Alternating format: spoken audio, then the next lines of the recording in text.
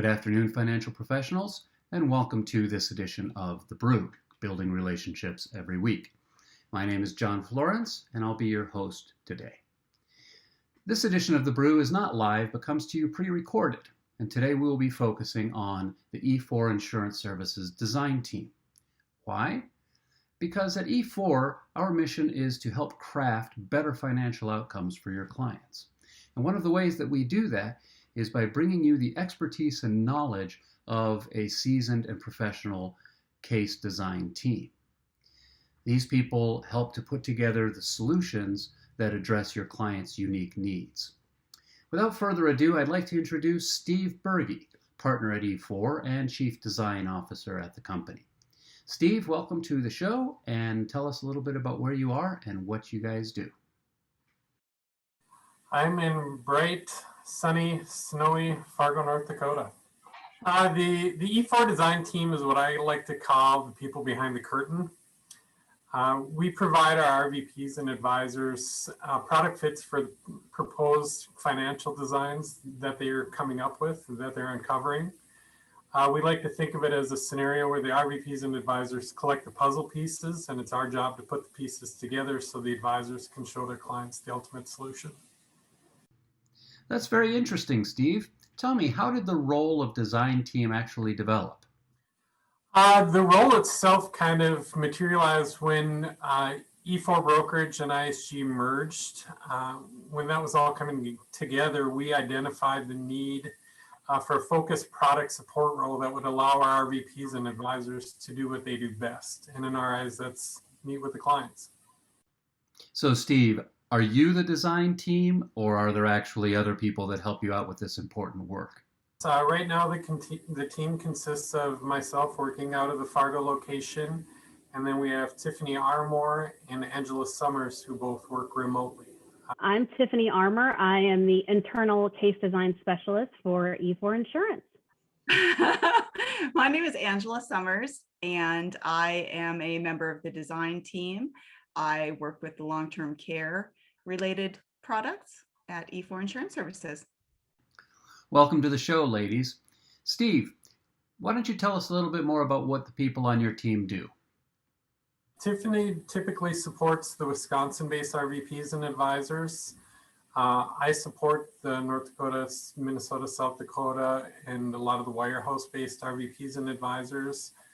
And Angela helps cover across the board for support when we're not available, and she again also helps with the in-force information support.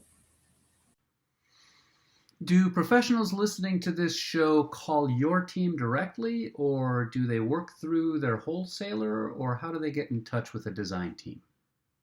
I would say for the most part, it's typically a lot of the advisor relationships are through the RVP, but that's not to say that we haven't built relationships internally as well.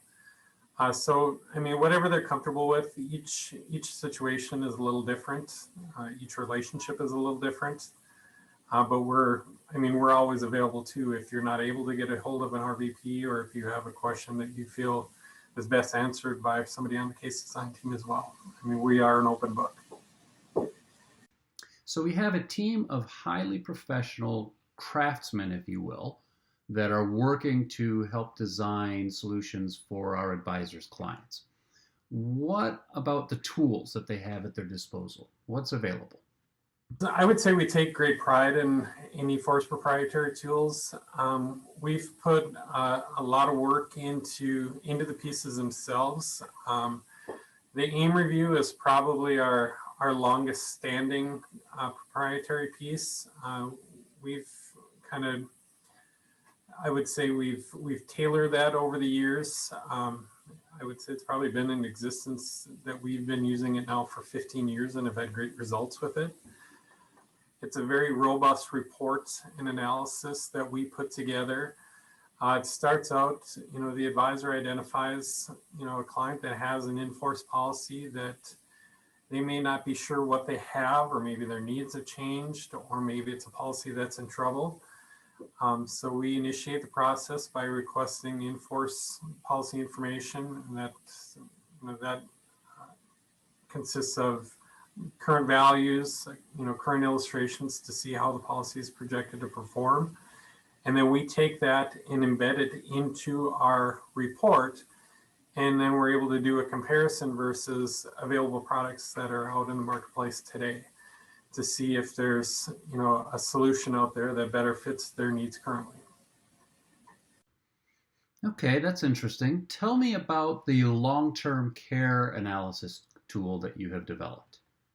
The LTC Analysis has been very popular.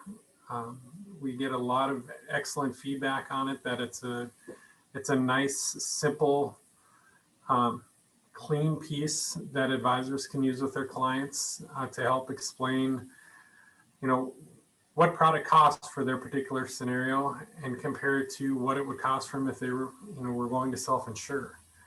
And I think that's, a lot of misconceptions fall into that realm when clients think, well, geez, long-term care based products are too expensive. I'll just, if the need arises, I'll just cover it myself. When a lot of the times, I don't think clients understand how common a care occurrence is, much less what it actually costs for them to, to pay for it out of pocket versus, setting up something now with a protection-based product.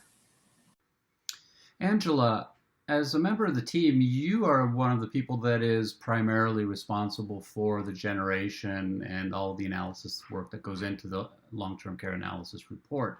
How did you come about this role and come into this job? I come from a family where medical issues are sort of have been an issue or an impediment to insurability. My father had COPD, and I worried about his health a lot.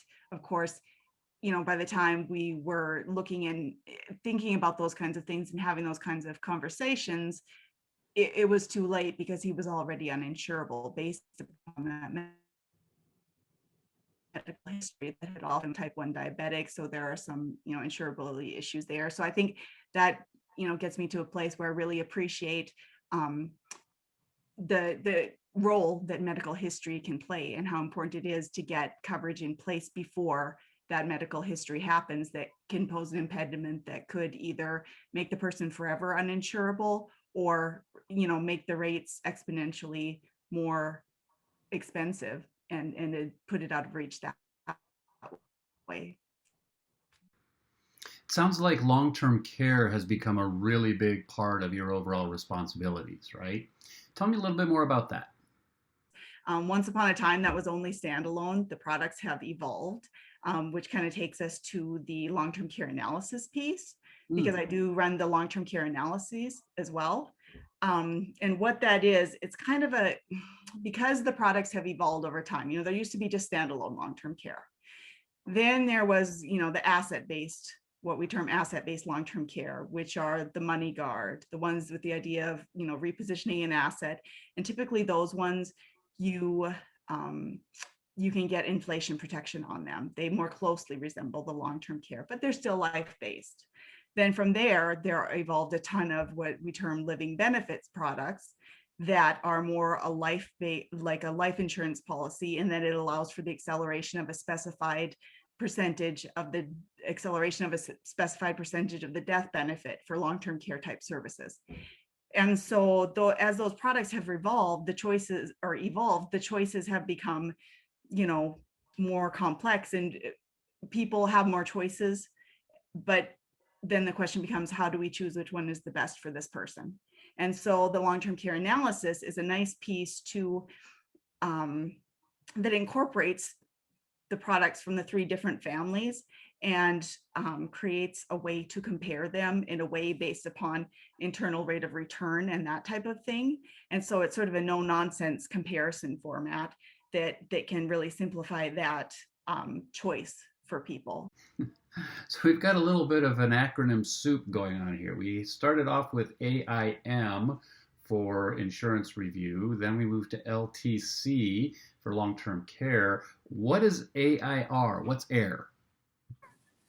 tool? The AIR is the Annuity Inspection Report. That's another exclusive tool that we offer that helps do a comparison between annuities that a client currently has and compare it to what's currently available in the marketplace. It's an excellent tool to show, if there's an income need, what they currently have versus what they can get with income riders today.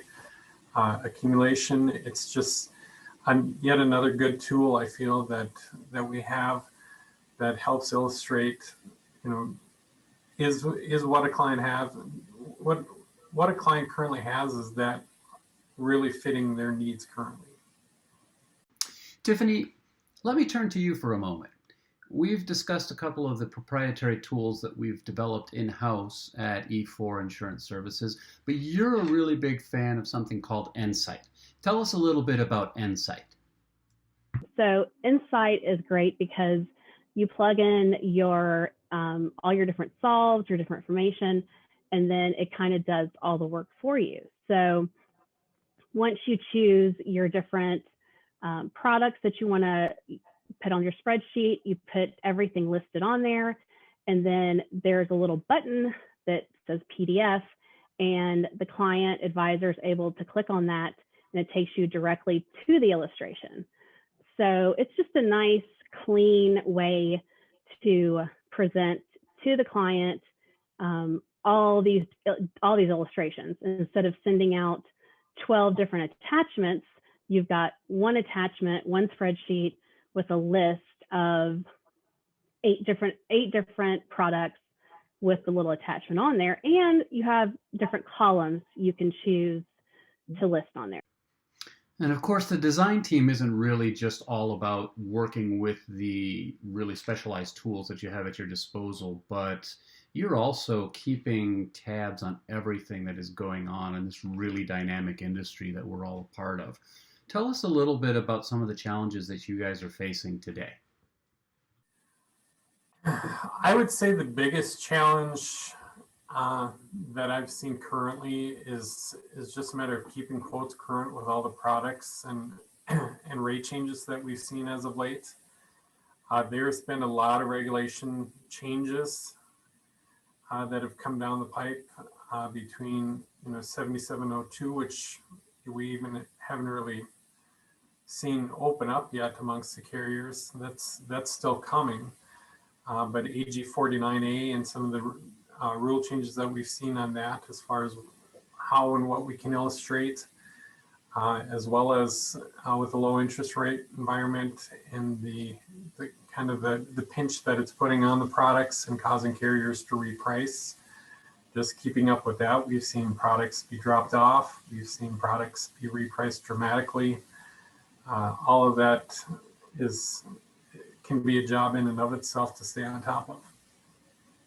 And Tiffany, you're the newest member of the design team. And prior to coming to E4, you had experience working with another insurance IMO. What's the difference between your experience at E4 and where you were before? Well, I mean, there's absolutely no comparison. I mean, within a month of being here, I told everyone, I said, wow, I couldn't even believe the difference, the amount of tools, just everything that's available that E4 has. I couldn't even believe it. There's so many things the advisors have out there. There's really no comparison at all. Just the amount of, everything's just very well organized. I always see that even over in the case management side, new business side, everybody just seems to work so well together. And it just seems to, everything is kind of like a well-oiled machine, and all the parts just work well. But as far as the case design side of things, it's just, there's so much more available, so many tools that are available for the advisors. Thanks for sharing that, Tiffany. Angela, back to you for a moment. Can you think of a recent case that maybe illustrates the value that the design team brings to the advisor that chooses to work with E4 Insurance Services? there was this interesting case that came up again, because a lot of times a lot of what I do might involve pre-screening to see which long-term care solution might fit the best based upon the client's needs, which it may include medical history. This gal, this advisor had this client, and he knew that she had osteoporosis. It was part of a basic pre-screen. It came out she had osteoporosis, and she wasn't taking anything for it. And I thought, gee, that's a little odd.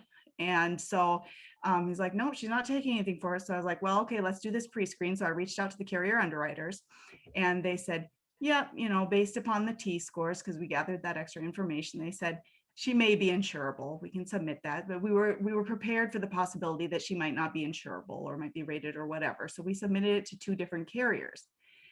Middle of the process, she had her telephone history interview, and it came out that she was actively involved in physical therapy. And we were blindsided by that. We were prepared for this stuff with the osteoporosis, but then came this physical therapy. So, there was no clue that was part of the history. So I called up the agent, got some additional information, and had him talk me through, hey, what's going on? What's the scoop here? Why is she in physical therapy? And physical therapy is one of those places where carriers, generally it's an automatic decline. And of course, that's how we had learned she was declined during the telephone history interview by carrier A.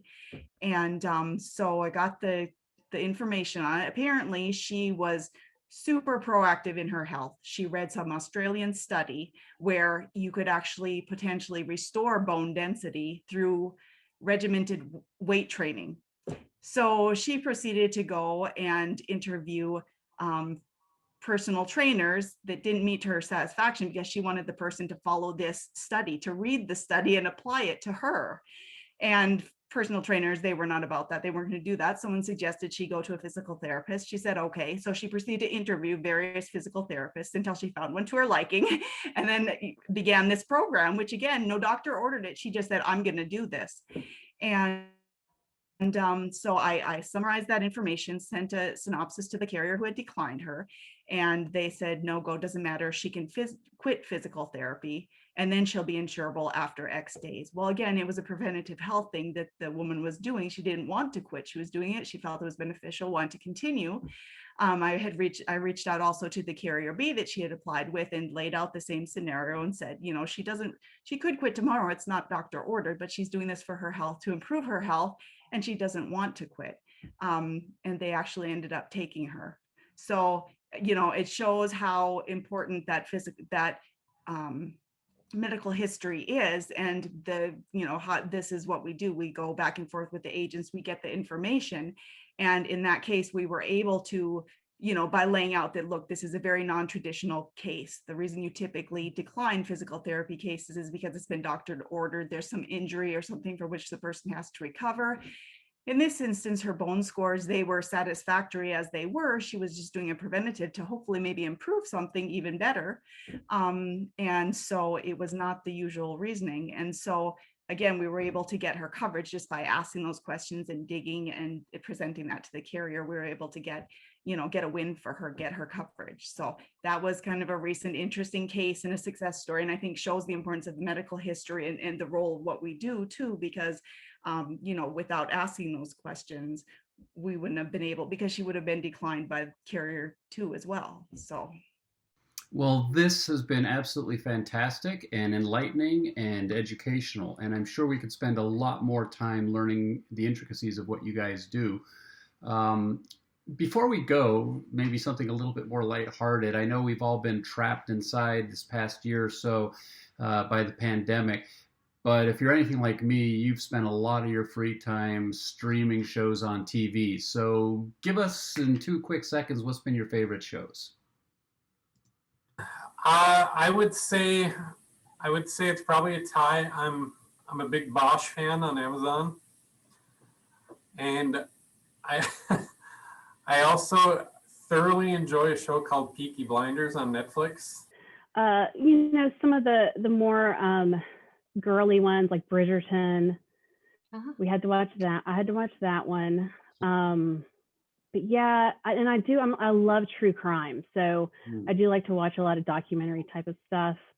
So yeah, I do. I watch a lot of stuff. So if it's on Netflix, I've probably watched it. We started watching the one, and sometimes I get confused because we watch Netflix, Amazon. We've been watching that one about the Cecil Hotel. I can't remember what. We watched this one. It was called The Governor, and it was this guy who was like this British guy who was engaged in bare knuckle fighting and all these a really interesting program. And the guy was a little nuts. Sorry, I got to head. I got to take my attendance. Okay, and when we start getting Zoom bombed by family members, we know that it's time to wrap up this edition of The Brew. We thank you so much for your attention and this special program. This will be posted up onto YouTube. We will also do a drawing for anybody that showed up for this to get your CE card as well as your Starbucks gift card. We thank you very much again for coming. Have a great week, and we'll see you next time on The Brew. For E4 Insurance, I'm John Florence.